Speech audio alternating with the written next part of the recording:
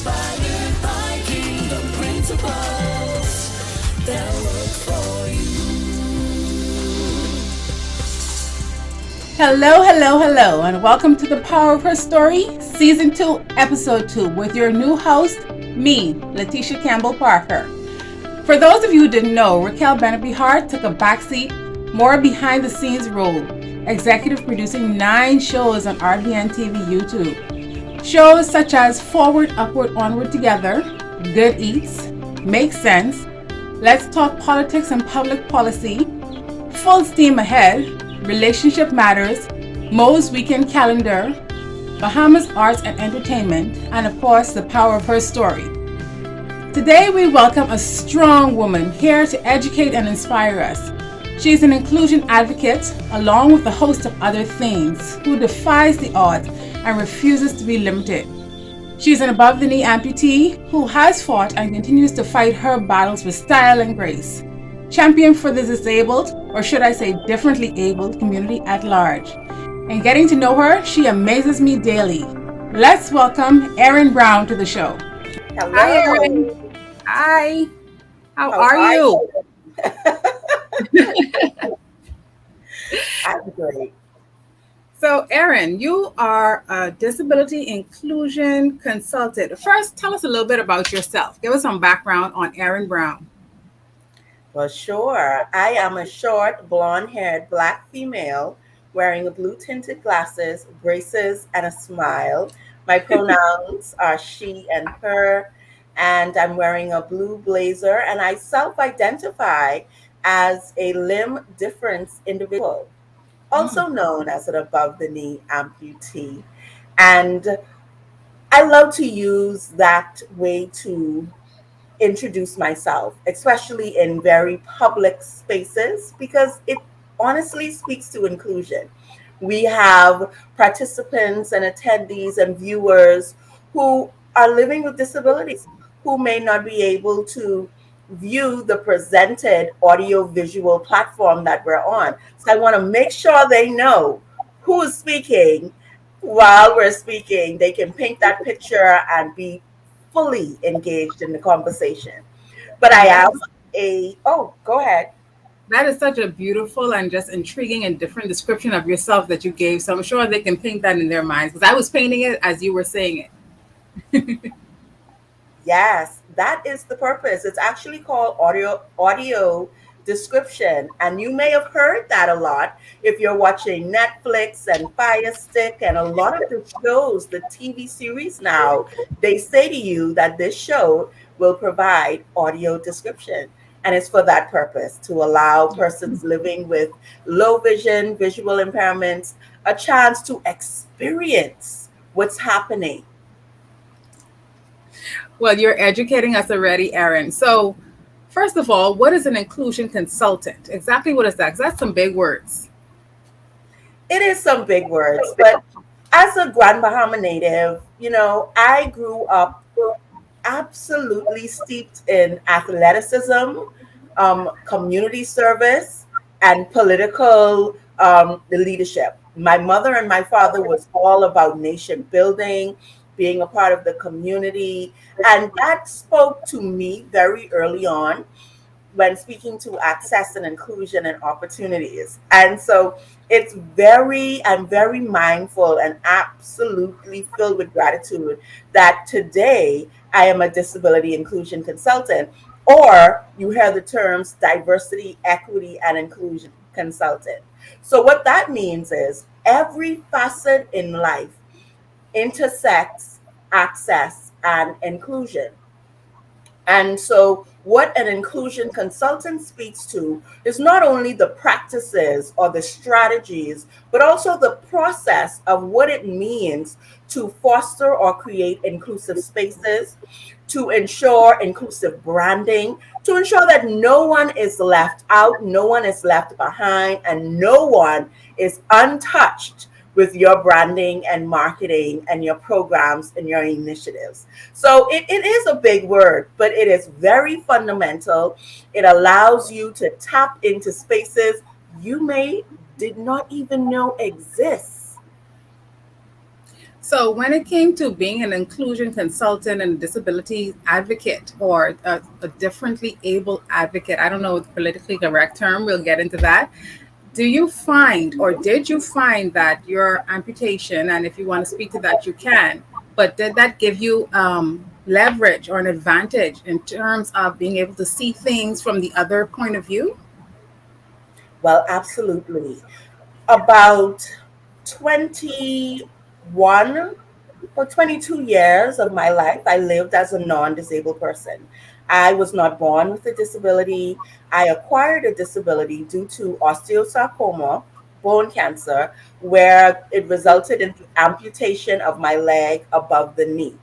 And so for me, during my non disabled journey or moments in life, I absolutely had no idea that so many gaps and so many experiences and spaces exist that was so inaccessible. And I'm saying that very authentically because as I stated, I was in the trenches of grassroots.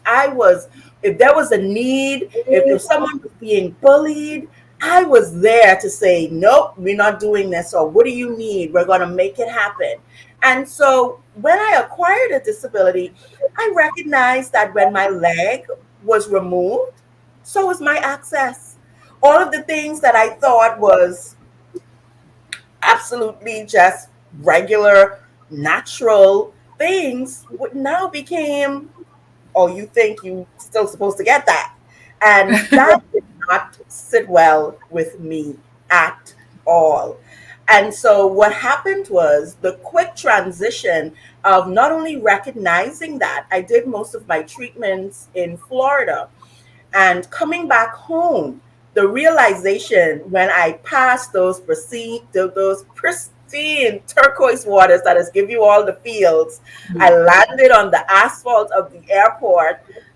I was now in a world that I really didn't know how or what or how, what was going to be my next step because nothing was made available. Nothing was, if I asked a question, it was like, are you Bahamian? You asking me questions? I'm like, where you came from? And I know that I'm not the first nor the last person to live with a disability. So once again, I was fired up. I was like, okay, we have to change this.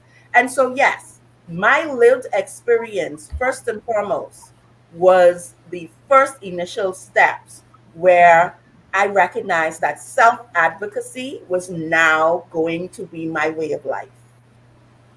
So, what were some of the major deficits you noticed upon returning home, or even just upon being an inclusion advocate, a disability inclusion consultant? What were some of the major deficits, I guess, in the landscape, in the physical nature of our island, and in the policies, most importantly?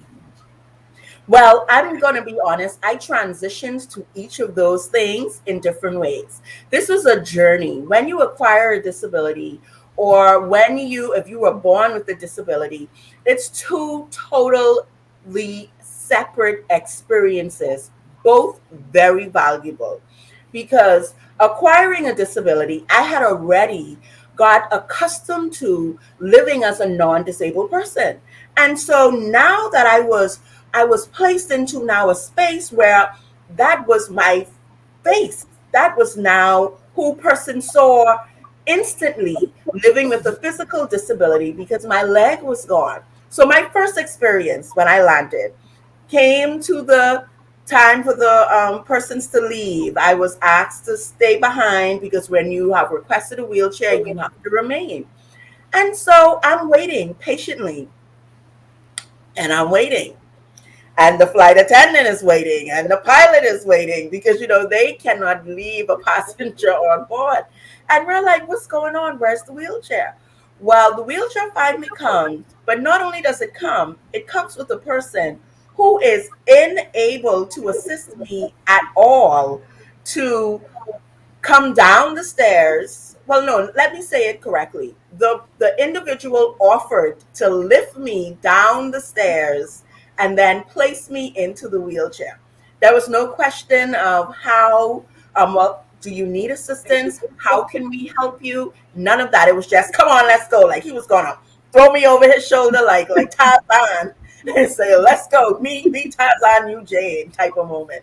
I went, no, I'm using my crutches. I can get down the stairs. He was highly offended. Got down the stairs, sat in the wheelchair, and I recognized that the wheelchair wasn't even a viable wheelchair for him to push me through, but he did his absolute best. Those were the moments that it was a cue that Erin, this is going to be, no pun intended, a bumpy ride.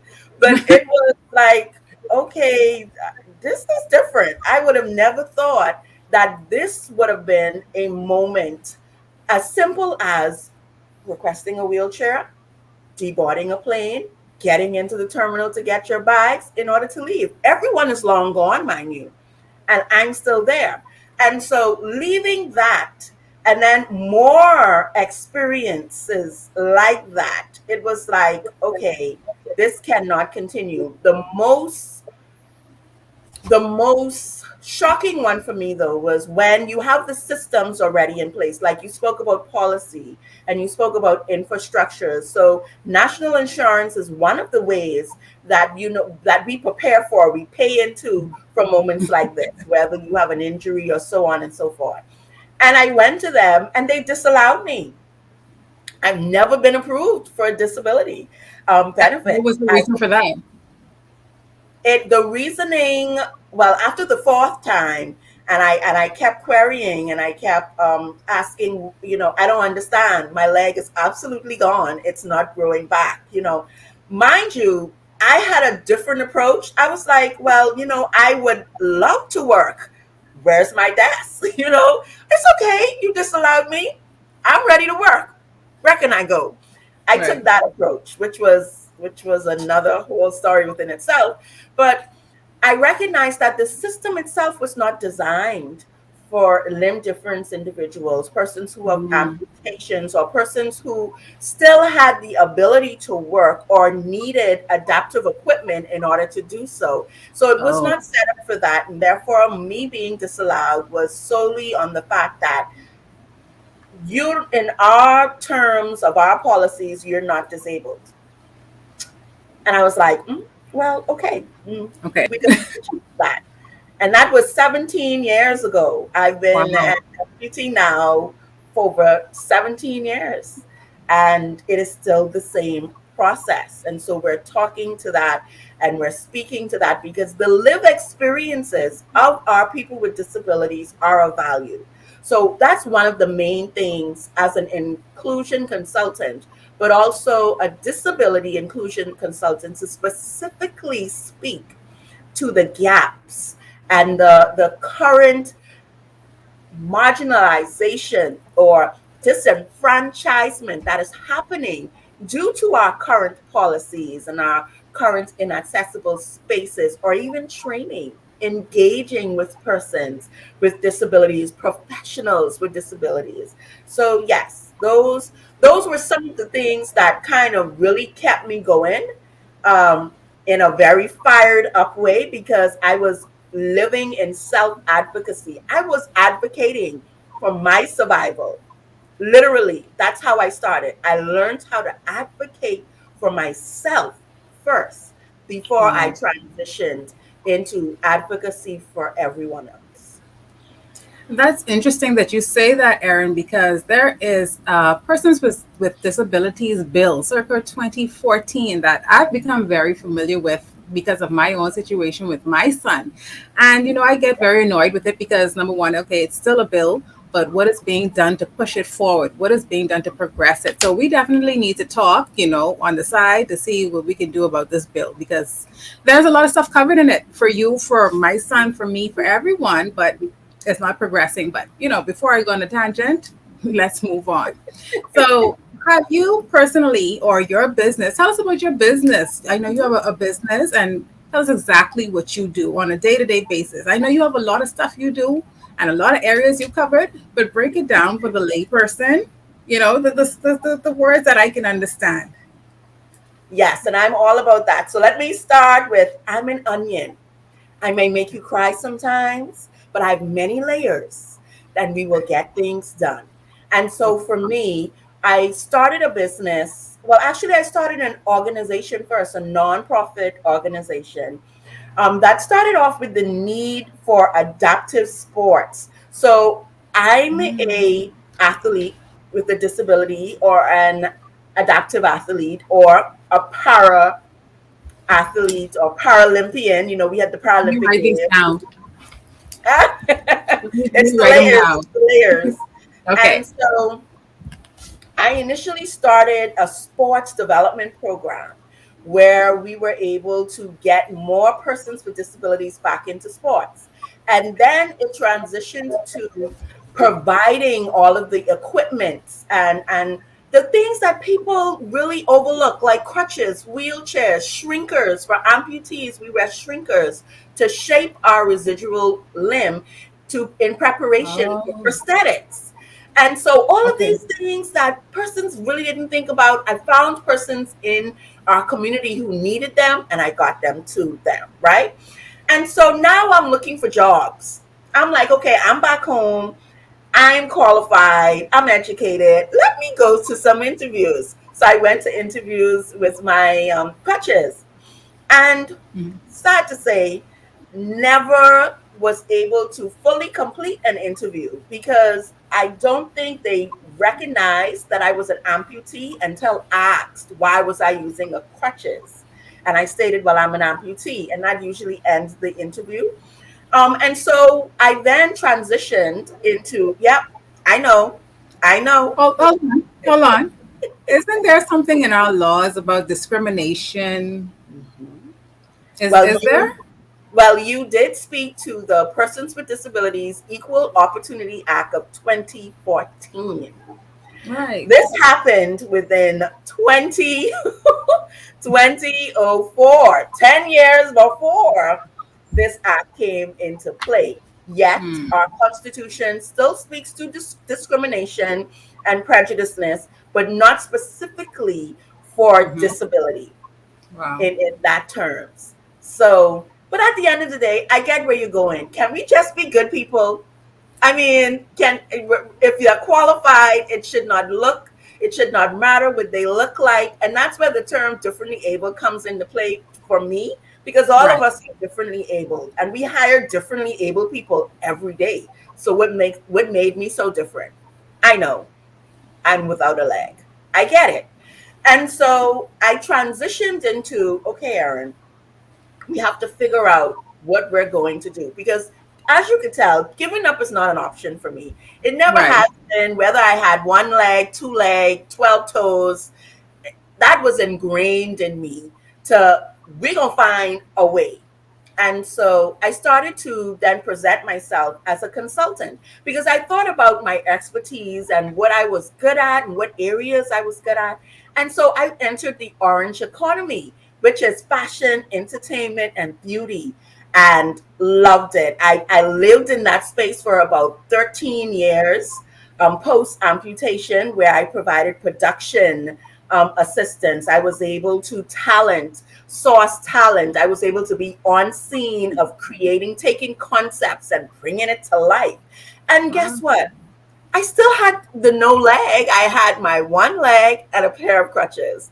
And in those spaces, though, it was all about the deadlines. It was all about what's going to happen. It's all about meeting, staying on task.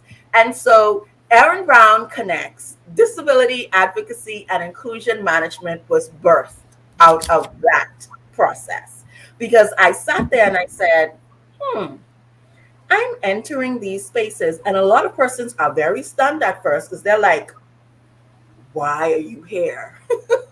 What are you doing? Do you know we're going to go upstairs? Do you know that we're on the beach today? Do you know that? And I go, yeah, I'm going to be okay. Yeah.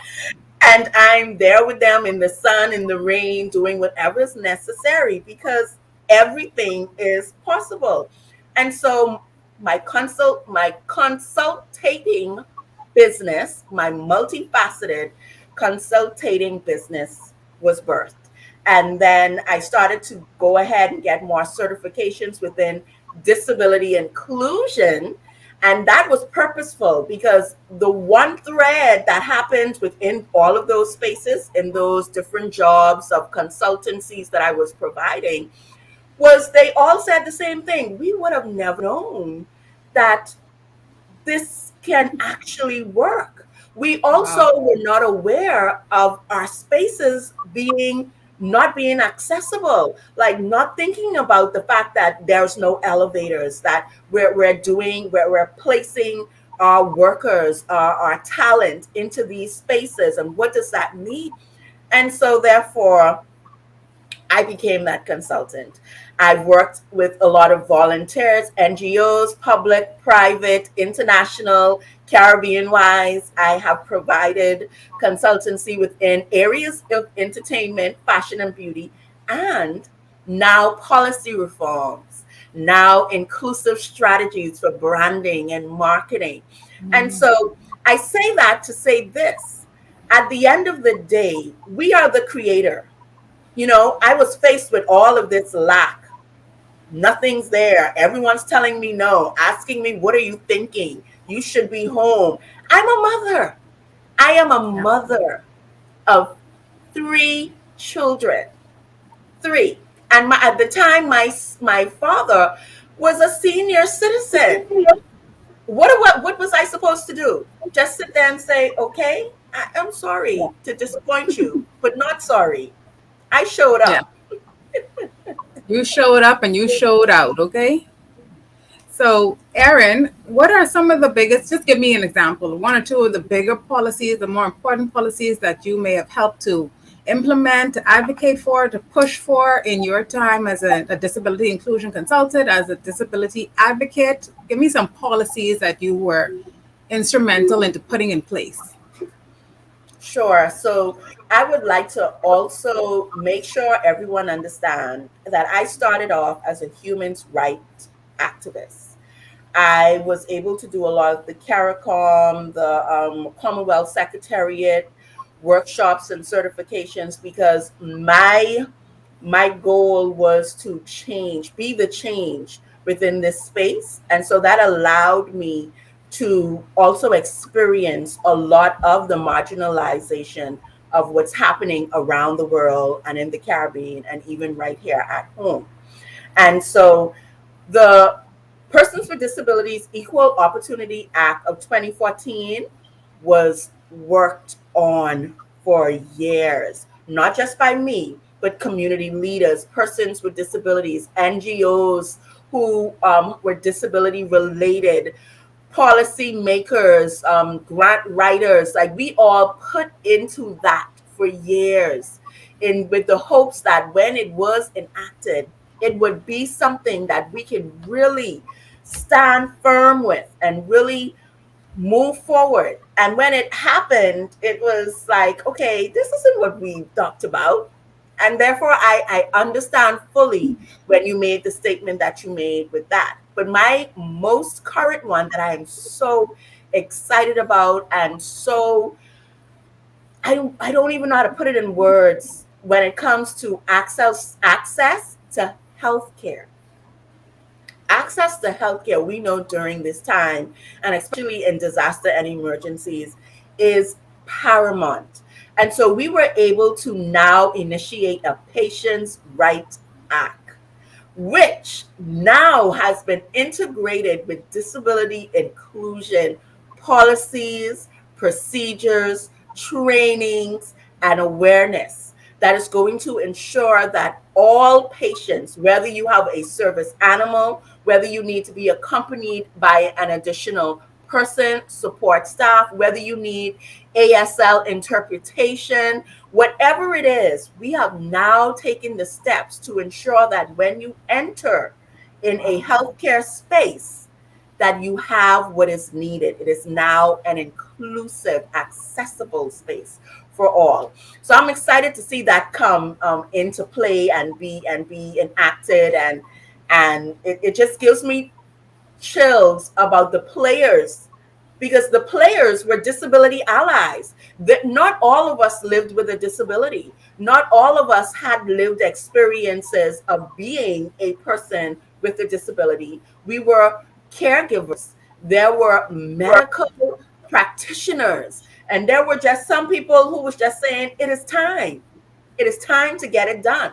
And so all of them played a role, and that's what we need to continue together, a united front. Okay, so you just used an interesting term, disability allyship. I like the way that sounds, but can we just dig into that a little bit more? Exactly, I think I know what it means. I don't want to assume, and I want everyone to understand, what is disability allyship?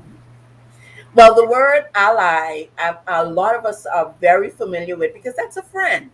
That's a person who will go to war with you. That's a person who will be in your corner no matter what it is, how it is, or why we got to do it. And so when we're speaking to this in disability spaces, we're talking about increasing and amplifying of voices, identifying the gaps or the causes that needs to be addressed, to be an additional voice in spaces where we know persons with disabilities have no representation. They have no voices. They have no expertise in those areas that speak to specifically disability related issues. And so when we have now engaged, or if you've decided that, you know what, I've decided that I am going to use my voice to amplify somebody else's voice. If it is within disability, then you are a disability ally. And you are now developing an allyship, because you are going to intentfully decide and engage how within the space that you are in. And you could be in any space. You can be a teacher and you speak to inclusive education. You could be in your community with an NGO, and you're ensuring that all your programs, your messaging is accessible and inclusive, whether it's closed captioning, whether it's making sure that it is in layman terms, that it is very simple and clear for persons to follow, to engage, to be a part. That is what disability allyship is about. Wonderful. That is very, very interesting, very educational for me and for all of us. That's all the time we have. Stay tuned for part 2 of The Power of Her Story with Erin Brown. I'm your host, Letitia Campbell Parker. See you next week. You're watching RBNTV.